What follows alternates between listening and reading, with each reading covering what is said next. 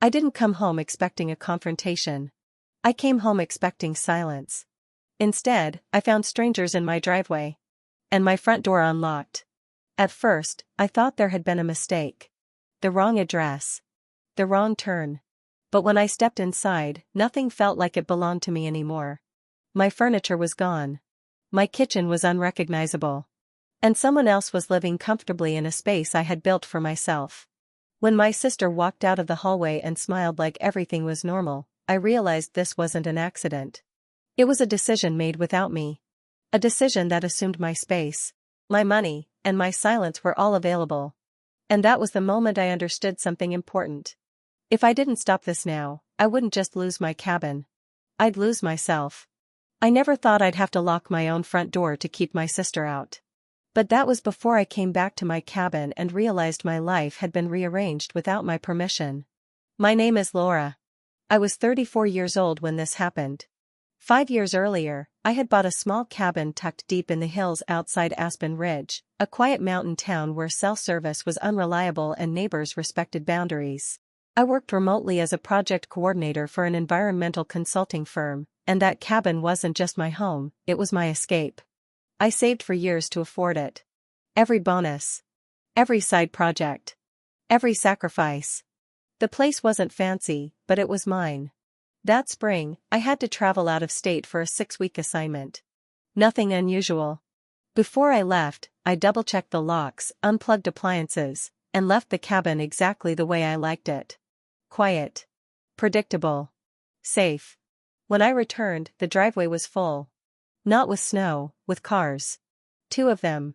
Neither belonged to me. I remember standing there, keys in my hand, confused, wondering if I had pulled into the wrong property. But no, the chipped blue mailbox, the pine tree leaning slightly to the left, it was definitely my cabin. The front door was unlocked. Inside, the air smelled different. Stronger. Artificial. The furniture had been moved. The rug I'd bought during a road trip was gone. And the kitchen looked nothing like the one I'd left behind. The cabinets were painted white. My wooden shelves had been replaced. New appliances sat where my perfectly functional ones used to be. I stood there in complete silence, my stomach tightening with every step forward. Then I heard a voice. "Oh good, you're back." My sister Megan stepped out of the hallway like she belonged there, wiping her hands on a dish towel. Behind her, 2 suitcases leaned against the wall. "What is this?" I asked slowly. She smiled, casual, unbothered. "A surprise," she said. "You're welcome." I felt dizzy. She explained it quickly, like it was obvious. She and her boyfriend needed a fresh start. The city was too stressful. The cabin was just sitting here. So we moved in, she finished. "And don't worry, I upgraded the kitchen. You'll love it." I stared at her. "You moved into my house," I said, without asking. She waved her hand dismissively. "You weren't using it. And honestly, it needed work." That's when she dropped the part that made my blood run cold. "Oh, and I used your savings account for the remodel," she added. "But it's an investment. Property value, right?" My savings account. The one I'd never given her access to. I felt my chest tighten. "Megan," I said carefully, "you had no right to do any of this." Her smile faded, just slightly. "Why are you being so dramatic?" she replied. "We're family." Family. That word hung in the air like a threat. Standing in my own kitchen, surrounded by choices I didn't make, I realized something unsettling. This wasn't a misunderstanding. It was an assumption. She assumed my space was hers. My money was hers. And my silence was guaranteed. And if I didn't stop this now, I knew exactly how it would end. I didn't raise my voice. I didn't yell or demand explanations. I simply sat down at the kitchen table and asked one question. "How long have you been here?" Megan hesitated, just for a second. "About 3 weeks," she said. "Maybe 4. My stomach dropped. For nearly a month, someone had been living in my home, sleeping in my bed, using my electricity, my water, my food, without ever telling me. "And the money?" I asked. "How much did you take?" She sighed like I was exhausting. "Laura, relax. It was only $12,000. The contractor said that was reasonable. $12,000. Money I had saved over years of discipline and restraint. And how did you even access my account? I asked. She shrugged. Mom had your old login from when you were in grad school. She gave it to me. That explained everything. Our mother had always believed boundaries were optional when it came to family. I stood up slowly. We need to talk to the bank, I said. Today. Megan's tone hardened. Why are you acting like I stole from you? She snapped. I improved the place. You should be thanking me. I looked around the kitchen again. The white cabinets she loved. The marble countertop she chose. None of it reflected me. This isn't an upgrade, I said. It's a violation. Her boyfriend, Ethan, appeared in the doorway, arms crossed. Let's not overreact, he said. We thought you'd be cool with it. Cool with it.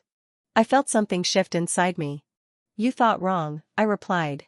You need to move out. The room went still. Megan laughed, a sharp, humorless sound. You can't be serious. Where are we supposed to go? That's not my problem, I said. This is my home. Her expression changed instantly. You've always been selfish, she said. Everything has to be your way. I stared at her. Selfish. For wanting control over my own house. My own money. My own life. That night, I slept in the guest room. I locked my bedroom door for the first time in my own home. From behind the door, I could hear them talking, whispering, laughing, living comfortably in a space they had taken. The next morning, I checked my bank account. Another charge had gone through. $500. Hardware store. That was the moment I understood something important. They weren't planning to leave. They believed they were entitled to stay. And unless I took control immediately, this situation would spiral far beyond a remodeled kitchen. So I made a call. Not to my sister. Not to my mother. To someone who wouldn't tell me to keep the peace. And for the first time since I returned to the cabin, I felt like I wasn't alone anymore. The next morning, I drove straight into town. No arguments. No confrontations. Just clarity. The first stop was the bank. I sat across from a branch manager named Daniel. A calm man with wire-rimmed glasses who listened carefully as I explained everything, the unauthorized access, the withdrawals, the remodeling charges. He didn't interrupt. When I finished, he nodded slowly. You didn't authorize any of this? He asked. No, I said. Not verbally. Not in writing. Not ever. He turned his screen toward me. There were multiple transactions, he said. All made using credentials that should have been updated years ago. I felt a mix of anger and relief. Anger that it had happened. Relief that it was documented. We'll freeze the account immediately, Daniel said. And we'll start a fraud review. Fraud. The word felt heavy and validating. My phone buzzed while I was still at the desk. Megan, why is my card not working? I didn't respond. Instead, I changed every password I owned before I even left the bank. Email. Cloud storage. Utilities. Everything. The second stop was a local attorney's office. I hadn't planned on it, but by the time I parked, I knew it was necessary. The lawyer, Rachel, reviewed the situation carefully. They are occupants without a lease, she said. And the money usage is a separate issue. So I can make them leave? I asked. Yes, she replied. But you need to do it properly. She explained the steps calmly. Written notice. A clear timeline. No more informal conversations. Boundaries, in legal form. By the time I drove back to the cabin, I felt different. Steadier. When I walked in, Megan was pacing the living room. What did you do? She demanded. I protected myself, I replied. You froze the account, she snapped. How are we supposed to finish the kitchen? There is no we, I said. And you're not finishing anything. I handed her the printed notice. Her eyes scanned the page. You can't do this, she said, voice rising. Mom will freak out. I'm sure she will, I replied. That doesn't change the law. Ethan stepped forward. This is extreme, he said. We're family. No, I said calmly. We're adults. And adults ask permission. Megan's face hardened. You've changed, she said. I nodded. Yes, I said. I have. That evening, my mother called. Her tone was sharp. How could you humiliate your sister like this? She demanded. Do you know what the neighbors are saying? I didn't humiliate her, I replied. I stopped her. Silence. You could have talked to us first, she said. I did, I answered. You ignored me. The line went quiet. That night, I slept in my room again. The door unlocked. The house felt tense, but for the first time, it also felt like it was slowly returning to me. I didn't know how this would end yet. But I knew one thing for certain. I was done being polite at my own expense. The tension in the cabin was impossible to ignore. Every room felt divided. Megan stopped speaking to me entirely. She slammed doors. Left lights on. Played music too loud. Small acts of defiance meant to remind me she was still there. Ethan avoided me. My mother, on the other hand, doubled down.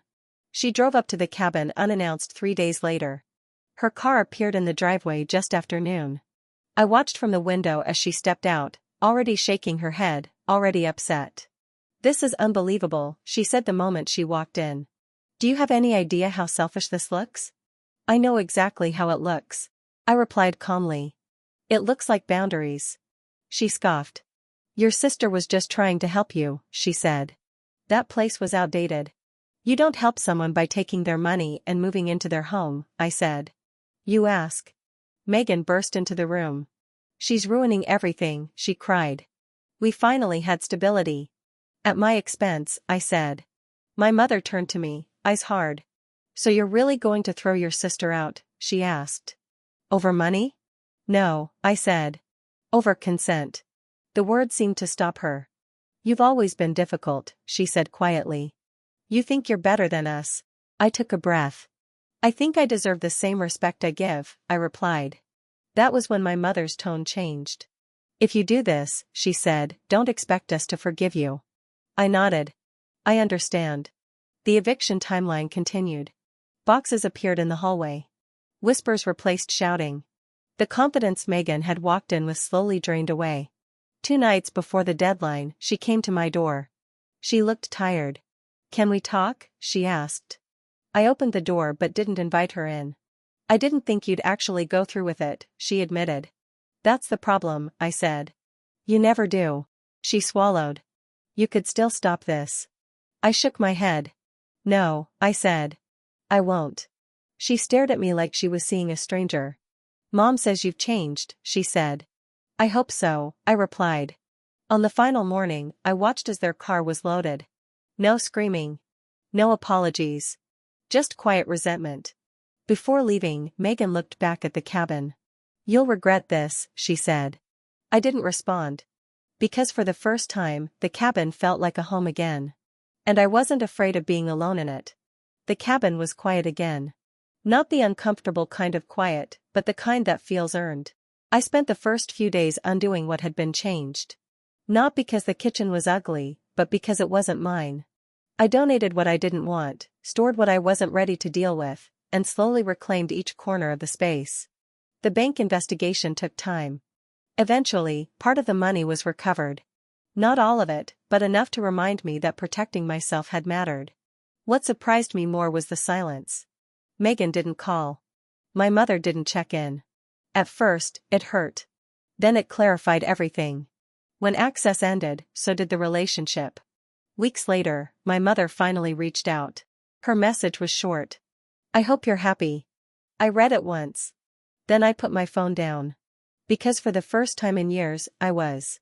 I installed new locks. Updated every account. Set boundaries I should have set long ago. And something unexpected happened. Friends started telling me similar stories. About siblings who took too much. Parents who excused it. Women who were told to sacrifice in the name of family. They weren't shocked by what I did. They were relieved someone finally said no.